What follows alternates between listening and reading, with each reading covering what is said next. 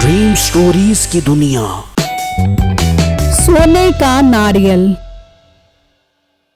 शहर से दूर एक गांव में बिट्टू नामी किसान अपनी बीवी सोना के साथ एक छोटे से घर में रहता था।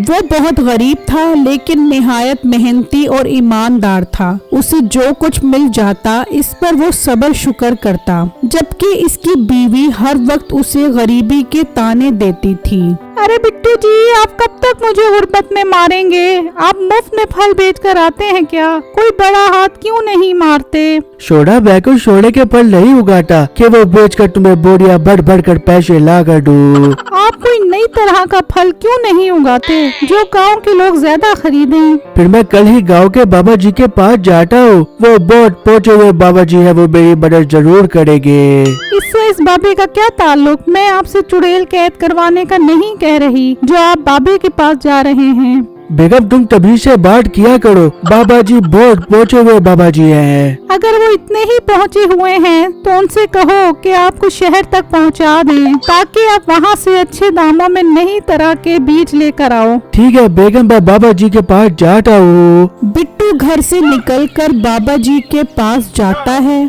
बाबा जी, आपने मेरी बचपन से बहुत मदद की है। आप मुझे बताएं कि मैं क्या करूं? मेरी बीवी मुझे हर वक्त गरीबी के ताने देती रहती है और मैं कोई काम भी करूं तो वो मेरे आगे आ जाती है। मैंने अपने अमल से पता लगाया है कि तुझे अपने खेत के लिए बीज लाने के लिए शहर जाना चाहिए। इसमें ही तेरी भलाई है। इसके बाद मुझे आकर बताई कि तुझे फायदा हुआ है कि नहीं। फिर बाबा जी बिट्टू को ये भी बताते हैं कि उसने किस दुकान से बीज लाने हैं। फिर बिट्टू बीज लेने शहर चला जाता है। अरे भाई, इतने हैरान होकर मेरी दुकान को क्यों देख रहे हो? क्यों इसे देखने से नजर लग जाती है क्या? अरे भाई, इतना गुस्सा क्यों कर रहे हो? कुछ लेना है क्या? नहीं भाई, मैं यहाँ 600 मील की दूरी तय करके आपकी दुकान की ज़ियारत करने नहीं आया। जाहिर सी बात है, यहाँ पर कुछ लेने के लिए आया हूँगा ना। अरे भाई, क्या लेना है आपको?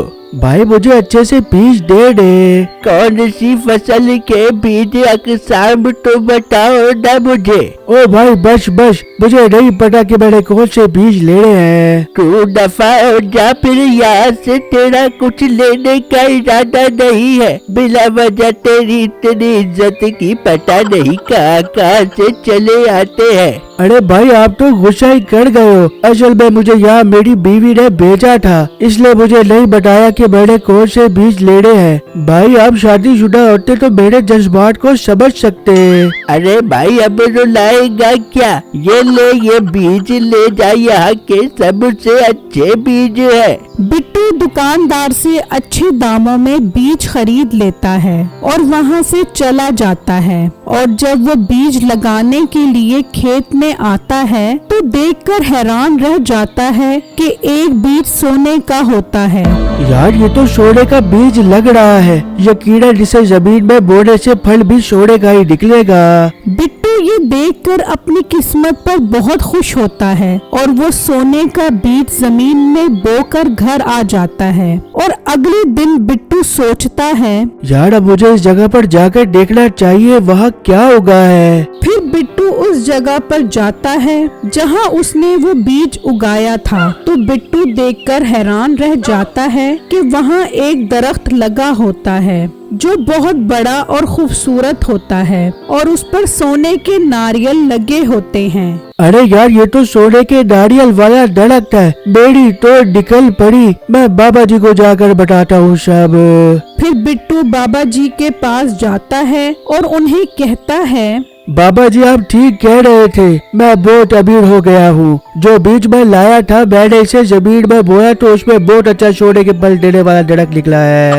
ये बीज एक जादुई बीज है जो कि तेरे बीजों वाली बोरी में आ गया था। बेटा, ये सब तेरी ईमानदारी और मेहनत का इनाम है। फिर बिट्टू खुशी खुशी घर आता है और अपनी बीवी को आवाज देता है, सोना सोना, कहाँ पर हो सोना तुम? ये बार बार आप मेरा नाम क्यों पुकार रहे हो?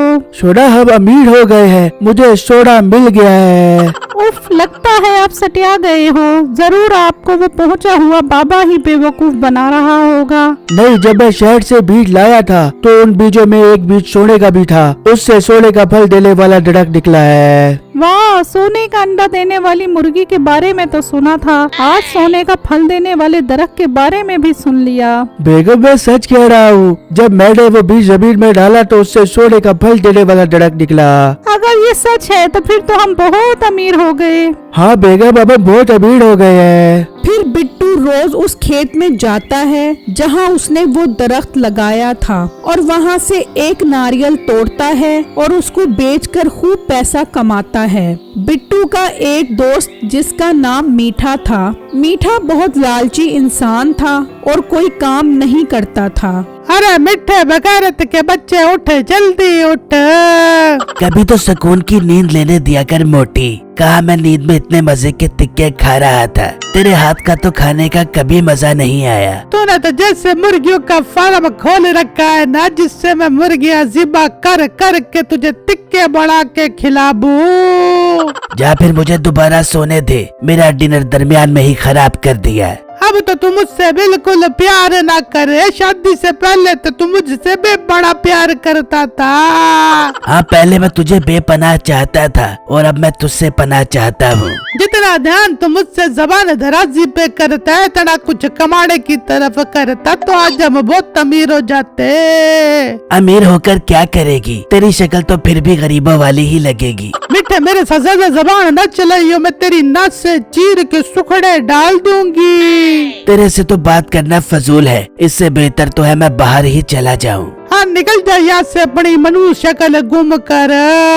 मीठा गुस्से में घर से बाहर निकल गया और वो ये सोचता हुआ जा रहा था कि कैसे अमीर हो, तो उसे बिट्टू नजर आया। उसके हाथ में बहुत सारे पैसे थे। अरे बिट्टू भाई, इतना पैसा कहाँ से लेकर आ रहे हो? अरे भाई, ये एक राज है। अरे बिट्टू भाई, मुझे भी ये राज बताओ। सॉरी मीठे भाई, मैं ये राज आपको नहीं बता सकता, मेरी बेगम मुझसे नाराज होगी। अरे यार बिट्टू, तुम्हारी बेगम को कौन बताएगा? तुम ये राज मुझे बताओ मेरे भाई। नहीं मीठे भाई, आप एक नंबर के फरारी इंसान है, मैं आपको कुछ नहीं बता सकता।